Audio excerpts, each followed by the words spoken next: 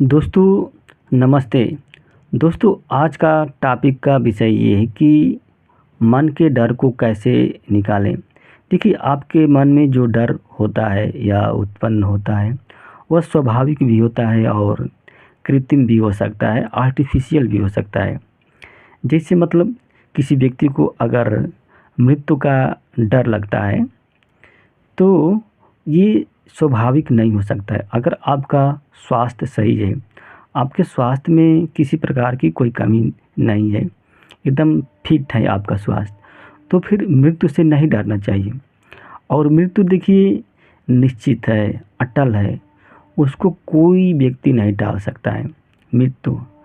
तो फिर जो चीज़ निश्चित है, अगर आप उसके बारे में सोचेंगे, उससे डरेंगे, तो एक तरह से क्या है, एक तरह से कल्पना है ना, ये एक तरह से आर्टिफिशियल है।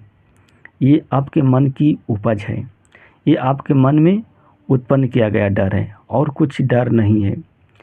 तो क्योंकि अगर आपका स्वास्थ्य एकदम फिट है, आपने मेडिकल चेकअप करा दिया और आपके स्वास्थ्य में किसी प्रकार की कोई गड़बड़ी नहीं है, फिर भी आप डरते हैं, तो क्या है, एक तरह से आपके मन के क्या है, एक इमेजिनेशन है, एक कल्पना है।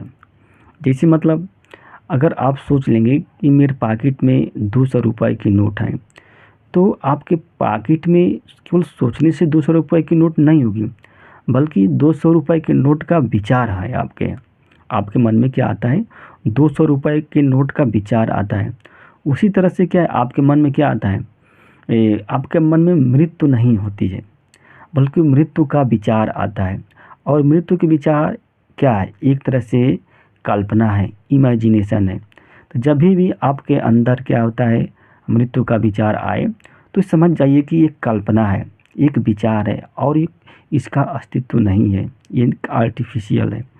और डर और भी लगता है, जैसे मतलब किसी को भीड़ से भी डर लगता है, किसी को किसी से बात करने में डर लगता है। तो देखिए अगर भीड़ से डर लगता है तो इसका मतलब क्या है, आपका मन कमज़ोर है, आप डरपोक हैं। भीड़ से क्यों डर लगेगा, भीड़ क्या कर लेगी आपको, भीड़ में कोई वायरस भी नहीं है, बैक्टीरिया भी नहीं है, आपको भीड़ हानि नहीं पहुंचाएगी। तो भीड़ से क्यों आप डरते हैं।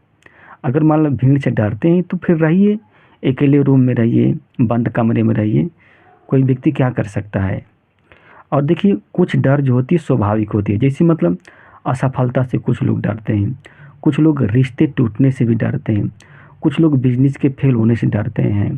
तो देखिए ये डर जो होता है स्वाभाविक है, और इस डर को आपको क्या है, सामना करना चाहिए। इस प्रकार का डर है, जैसे मान लो अगर तैयारी कर रहे हैं तो स्वाभाविक बात है, आपको सफलता मिलेगी या असफलता मिलेगी, दोनों में कोई एक ही होगा।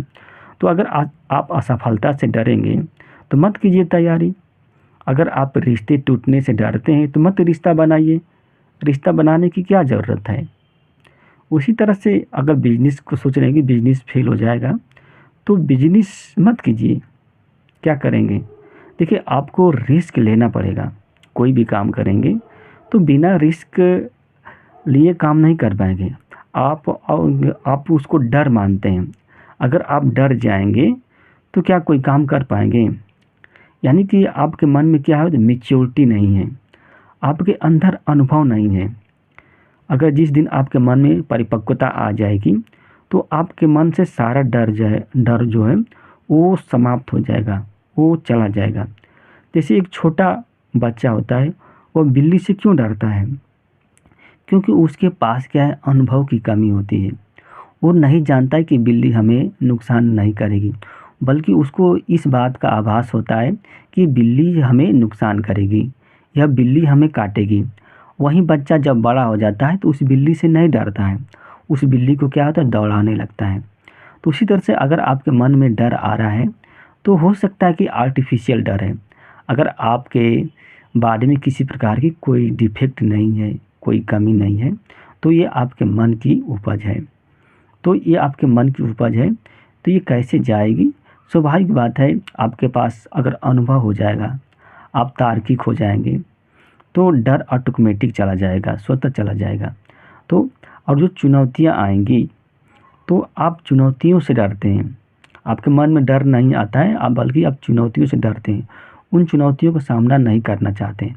जैसे शादी है, अब शादी से इसलिए डरते हैं क्योंकि शादी होने के बाद चुनौतियाँ आएँगी, आपको क्या इनकम की व्यवस्था करनी पड़ेगी, इसलिए आप शादी नहीं करना चाहते हैं। कोई व्यक्ति जैसे मतलब आप कोई भी रिस्क नहीं लेना चाहते हैं। तो डर जो होता है एक तरह से आपके मन के अंदर है, इमेजिनेशन है और कुछ नहीं है। दोस्तों धन्यवाद, नमस्ते।